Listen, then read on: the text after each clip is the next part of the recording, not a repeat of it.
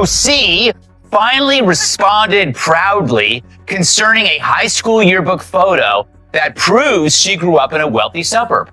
She said, "See, I told you I went to high school." The controversy encompassing Alexandria Ocasio-Cortez didn't originate from a legislative discussion, a congressional session, or even a significant ballot measure. It started, rather surprisingly, with a yearbook photograph from her high school days.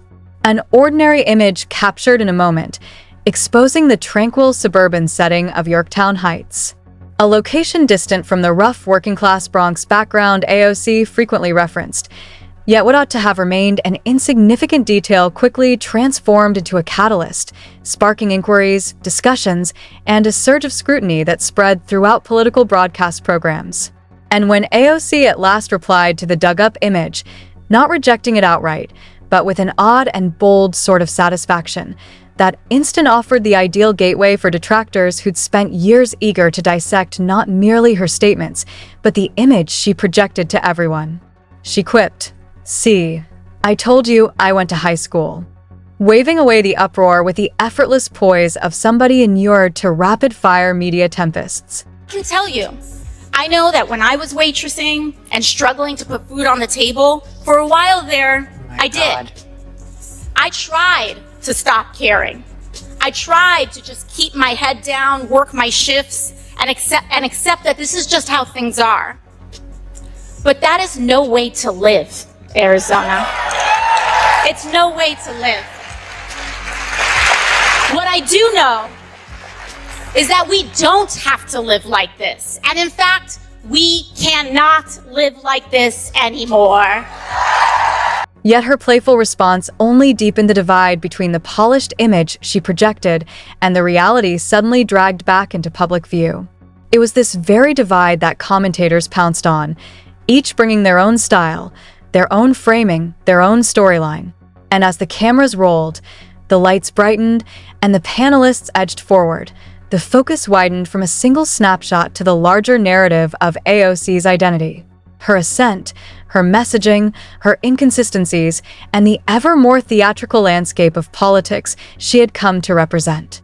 It was Megyn Kelly who first unraveled it, using her familiar mix of pointed insight and steady analysis. She didn't ridicule, didn't dramatize. She simply examined. Kelly traced a boundary between AOC's camera-ready charm and the substance lying beneath it. Moving through the Congresswoman's emotional appeals, her viral speeches, and her social media-driven persona, she reminded viewers of AOC's earlier stories, her time waitressing, her moments of hardship, her urgent message that Americans cannot continue living this way. Caring. I tried to just keep my head down, work my shifts, and accept that this is just how things are. Kelly didn't question the authenticity of the struggle itself, but rather the way it had been shaped, retold, and elevated until it resembled less a memory and more an origin myth crafted for effect. And as she laid it out, even some of AOC's most loyal supporters found themselves shifting uneasily in their seats. Then came the sharper turn. Kelly redirected her focus to AOC's recent political commentary, especially her repeated pushes for impeachment. Her tone tightened. "Come back to me after you've read the Constitution," she said, brushing the claim aside as ridiculous. She cast AOC as a political beginner wrapped in the confidence of authority, issuing sweeping declarations without anchoring them in legal or constitutional fact. From her perspective, AOC wasn't merely mistaken. She carried herself with unwarranted authority, a rookie congresswoman behaving as though each statement she made served as a judgment on the ethical compass of the nation. Yet that was only the intellectual strike. The humorous impact followed, delivered by Gutfeld. While Kelly was methodical and exact, Gutfeld was bold and volatile. While Kelly sought to clarify, Gutfeld sought to amuse. But that is no way to live, Arizona. It's no way to live. What I do know. And in his eyes, AOC wasn't really a politician. She was a persona, an endlessly captivating, theatrically expressive, unintentionally funny persona. "She's kind of entertaining," he began in a goofy yet sincere, flawed yet charming way. He likened her to a college freshman returning home, armed with half-formed theories and a freshly acquired vocabulary of political jargon. To him, AOC wasn't a threat. She was a performance, a meticulously crafted mix of fervor and ideology that resonated far more online than it ever could in actual governing. And once he got going, there was no slowing him down. She was, he said, like an 80-year-old leftist wandering through a used bookstore. Fresh on the surface, recycled beneath, a vessel of old ideas wrapped in new enthusiasm. He joked that listening to her gave him déjà vu, concepts he'd encountered decades ago. Ideas as threadbare as a discarded futon on the sidewalk. Her policies, he added, ran on half-formed opinions, partially considered reasoning, and were fully amplified across social media. Is that we don't have to live like this. And in fact, we cannot live like this anymore. And when he brought up her notorious arrest moment, a protest where AOC posed with her hands behind her back as if handcuffed, though she wasn't, Gutfeld barely had to lift a finger to get the audience laughing. "She's a hero," he said, dripping with mockery. Technically, he quipped, her shirt had cuffs. He cast her as the star of her own political theater. A performer who approached Capitol Hill the way others approached a stage, fully committed, fully expressive, and fully aware of the cameras. From there, his commentary moved to her legislative style. Gutfeld contended that AOC treated policy like reality TV competitions, all drama and spectacle, but little real structure. Whether he was talking about the Green New Deal or criminal justice, her proposals, he argued, seemed less like formal bills and more like rushed brainstorms.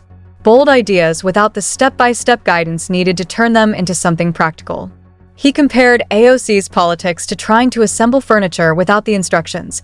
Plenty of enthusiasm, plenty of energy, and far too many missing pieces.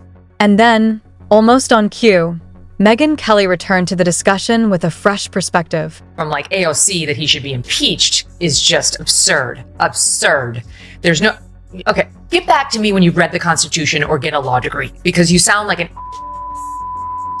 There is absolutely no ground to impeach the president. He 100% was within his constitutional authority and his congressionally authorized authority to do what he did. She turned the spotlight to AOC's claims about her childhood, zeroing in on the now viral assertion that she was a Bronx girl.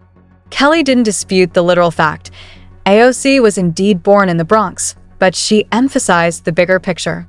AOC moved to Westchester at age 5, growing up entirely in a relatively well-off suburban setting. Kelly questioned why AOC consistently framed her upbringing as an ongoing struggle rather than a brief chapter from early childhood. For Kelly, the issue wasn't where AOC grew up, it was why she chose to tell the story the way she did. Kelly argued that AOC relied heavily on performative politics, viral live streams, emotional outbursts, and dramatic storytelling. She contrasted this with AOC's environmental messaging, pointing out the tension between her calls for climate awareness and her frequent travel and media appearances. Kelly wasn't criticizing her lifestyle, she was highlighting the inconsistency. Then, with a sharp callback, she quipped that if AOC's pants had actual cuffs, she would have acted as if she were in leg irons. There is absolutely no ground to impeach the president. He 100% was within his constitutional authority and his congressionally authorized authority to do what he did. It was a line that summed up everything she wanted to say about the blurred boundary between activism and performance. Meanwhile, Gutfeld focused on AOC's social media presence, claiming she created content at influencer-level intensity. He pictured her staff meetings overflowing with filters, slogans, and hashtags, staged moments crafted more to go viral than to inform. He joked that she added theatrical flair to congressional votes she opposed, turning straightforward disagreements into emotional spectacles. Kelly, in contrast, kept her critique grounded in structure. She contended that AOC framed political disagreements not as differences of opinion, but as moral battles between good and evil. To Kelly, this inflated the stakes and oversimplified the issues, turning routine policy debates into theatrical performances.